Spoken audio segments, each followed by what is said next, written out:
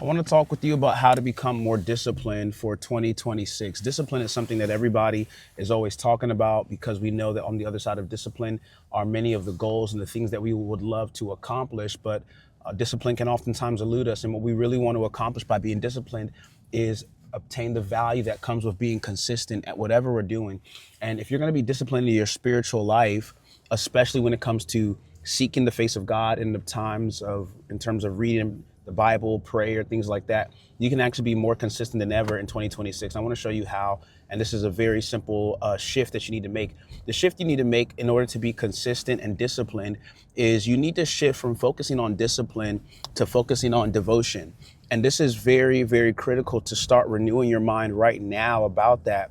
You know, as you reflect on your 2025 and you're thinking about things you maybe did not accomplish, things that you wish you had done better, all of those different things, you know, it's easy to look at it from the standpoint of a project, from the standpoint of, you know, some objective things you didn't accomplish. But here's the difference between discipline and devotion. Discipline is primarily aware of objectives, while devotion is primarily aware of a person. This is totally different. It's a big shift. In your relationship with God, there may be a mechanical aspect to how you approach God and relate with him.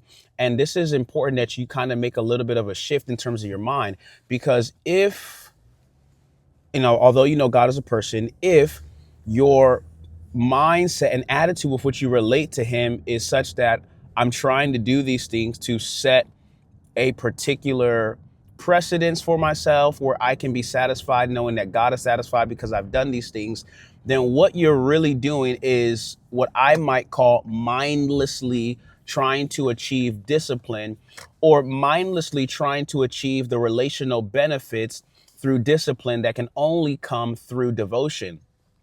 Devotion is dealing with the fact that there's a person on the other side of my commitment and my faithfulness. And unless you're a shady person or a fickle person at heart, most people, for example, are very people conscious. Most people are people pleasers at a baseline level. I know a lot of people can talk about, I don't care about other people think, but everybody at some level cares about what people think until you progressively come to a place of refinement in God where God breaks it off of you. And ultimately, even when God breaks off people pleasing from you, he doesn't break off the sense or the necessity to please him. So pleasing someone is always going to be a sentiment, a part of who we are and how we're fashioned. It's just a matter of who you are preoccupied with being pleasing unto. And so if you're going to, in 2026, become more disciplined, you have to shift from discipline to focusing on devotion.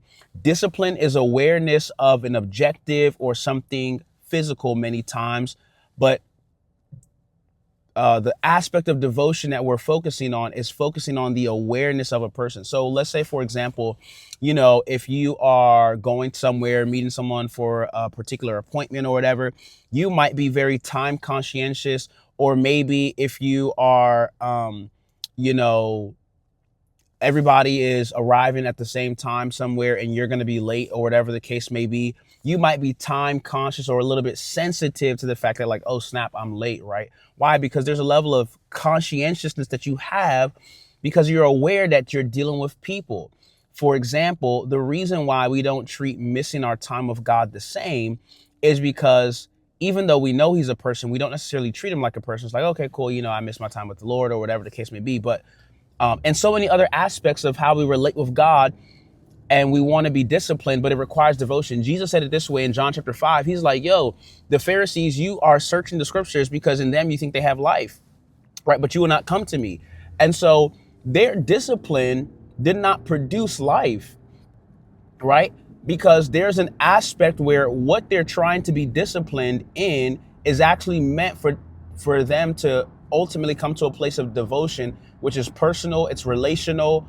And so what do I mean by that? I mean all of this to say that if you start seeing the things that you're not consistent in as weighty or impactful on your relationship with the Lord as a person, that God is waiting for you to spend time with him. God is looking for you. In fact, even when you don't spend time with him, it will affect how you have that conversation with yourself and with him about not having spent time with him like you said you were going to come.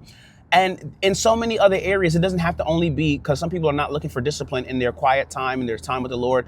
People are disciplined in those areas. There are people who are disciplined in that. So that's not necessarily the discipline for every single person.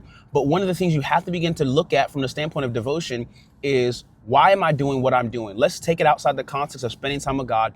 Okay, cool. I'm not disciplined in the area of, managing my finances or whatever the case may be. Okay, cool, right? The scripture says in Colossians 3 that everything we do should be done as unto the Lord. There has to be an incorporation. There has to be a integration into your life and what you're doing. There has to be a way that you integrate the knowledge of God and the truth of God. So what does that mean? It's like, okay, cool. What responsibility, what expectation does God have for me to be stewarding my finances or to be disciplined in my finances, right?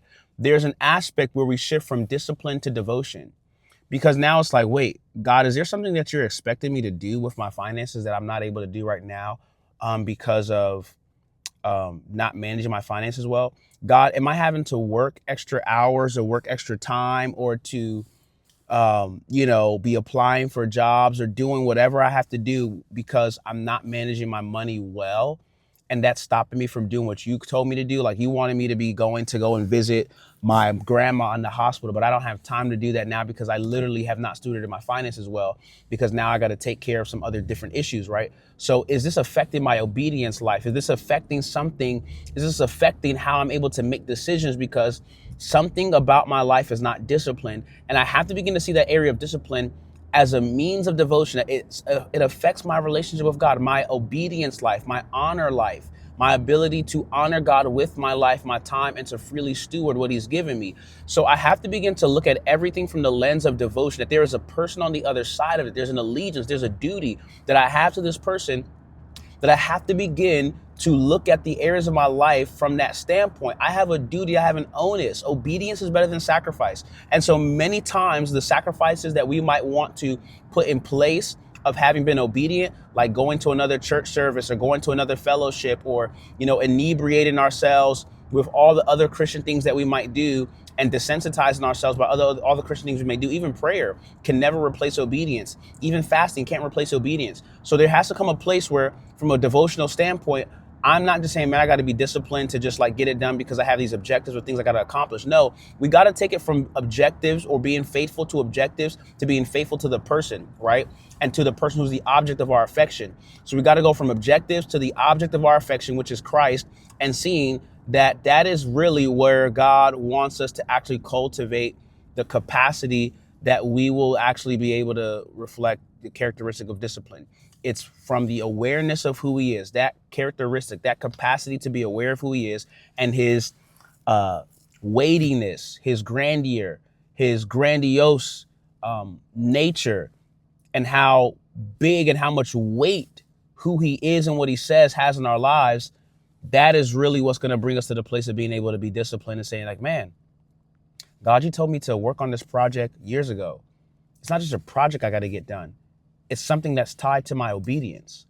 It's not just, oh, I got to do this. It's like there's something that God is entrusting me with, that he's asking me to do, he's expecting me to do. And I got to begin to see it that way and steward everything accordingly, and begin to cut out things that stop me and interrupt me from being obedient to whatever the Lord has told me. So this applies not only to my quiet time, but to other areas of my life, right? Whatever's getting in the way of what God told me, I have to begin to cut certain things to fit within a parameter, within a framework that maybe allows me to do those things, but not in an excessive way that prevents me from doing what God has now told me to do. So when God adds more to my plate, every time God speaks, I know so many times we want to hear God, but every time he speaks, there's a new allegiance we must form with what he's telling us versus what we were previously doing. So I hope this helps you. I hope you begin to contemplate on this more and think about, how am I relating with God from a relational standpoint and devotion versus just trying to be disciplined and be committed to objectives.